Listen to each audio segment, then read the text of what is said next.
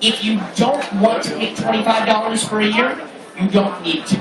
You can still transfer your songs manually from your computer to your iPhone if you want to. So you don't necessarily have to pay $25 for a year if you don't want to use iTunes Match. Great. So that is iTunes in the cloud. What questions do you guys have about any of that? Yes. Have you subscribed to iTunes Match? Great question. So I'm going to switch back over to my Mac to show you because you can only do it from a Mac or a PC running iTunes. So once you are on iTunes on your computer, you'll want to go into the iTunes Store, to the main page of the iTunes Store, and over on the right-hand side here, there is a link. If it would, I probably have to get out of full screen. Here we go.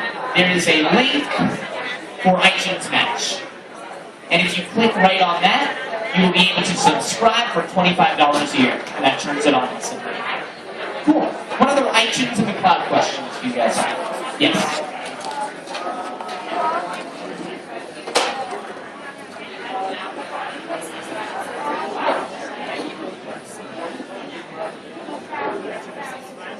Yes.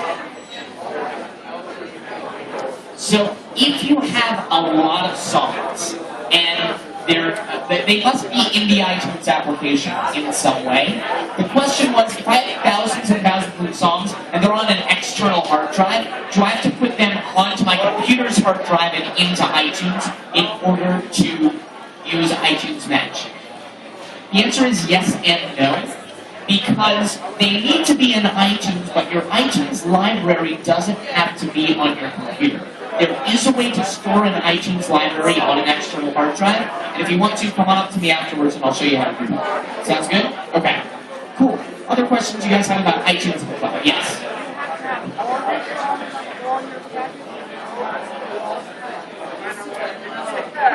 Sure, exactly. So the question was, do you have to have all of your songs on all of your gadgets? And the answer is no. That's why iTunes in the cloud was announced and invented, because you can have some songs on your iPhone and all the rest of your songs on iTunes in the cloud, and just manage which songs you do and do not want at any given time. Exactly.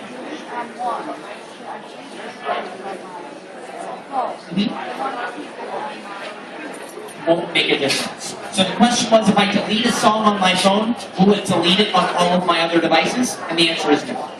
It will remain on iTunes in the cloud no matter what, so you can always re-download it onto a device, and deleting a song off of one device won't delete it off of another device. Okay, one more question. Yes, and then we gotta move on.